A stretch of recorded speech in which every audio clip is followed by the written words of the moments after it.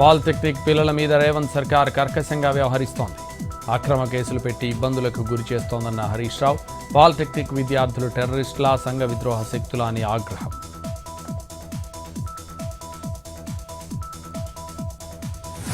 తెలంగాణలో విద్యా వ్యవస్థ పూర్తిగా కుప్పకూలిపోయింది. రేవంత్ సర్కార్పై BJP chief Ramachandra Rao fire. GO 97ను రద్దు చేసి ఈసెట్ను అవకాశాలను కొనసాగించాలని డిమాండ్. సీఎం చంద్రబాబు అధ్యక్షతన సిఆర్డీఏ సమావేశం.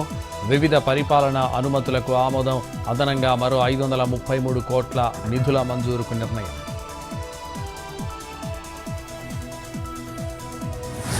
పంచదార్ల కొండను నో మైనింగ్ జోన్గా ప్రకటించిన ఏపీ ప్రభుత్వం. అనకాపల్లిలోని పంచదార్ల కొండపై అక్రమ మైనింగ్ వ్యవహారం కఠిన చర్యలు.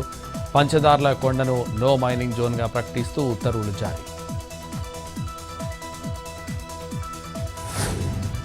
జయశంకర్ జిల్లాలో ఏసీబీ దాడులు.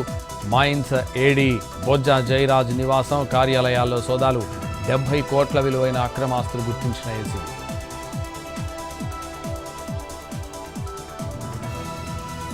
వనపర్తిలో నిబంధనలు ఉల్లంఘించిన రైస్ మిల్లులపై ప్రభుత్వం చర్యలు. చాముండి, సాంబశివ రైస్ మిల్లులు కూల్చివేత. సివిల్ సప్లైస్కు 52 కోట్లకు పైగా బకాయిలు. నిబంధనలకు విరుద్ధంగా రైస్ మిల్లులు నిర్మించి నిర్వహిస్తున్న యజమానులు. జిల్లా యంత్రాంగం, రెవెన్యూ శాఖ సహకారంతో కూల్చివేతలు. శ్రీశైలంలో పాతాళగంగకు వెళ్లే రోప్వే మళ్లీ ప్రారంభం. నెల రోజుల పాటు జరిగిన రోప్వే మెయింటెనెన్స్ పనులు. మరో 10 ఏళ్ల పాటు ఎలాంటి ఇబ్బందులు ఉండవన్న అధికారులు. భక్తులు రోప్వే సేవల్ని వినియోగించుకోవాలని విజ్ఞప్తి.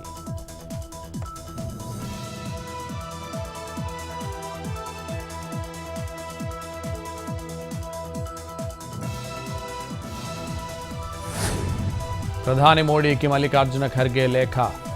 డీలిమిటేషన్ బిల్లులపై చర్చించేందుకు అఖిలపక్షం పెట్టాలని డిమాండ్. ప్రత్యేక పార్లమెంట్ సమావేశానికి ముందే చర్చించాలని లేఖ.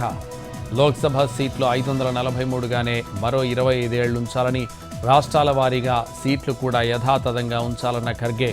2029 లోక్సభ ఎన్నికల నుంచి మహిళా రిజర్వేషన్ అమలు చేయాలని లేఖలో వెల్లడి.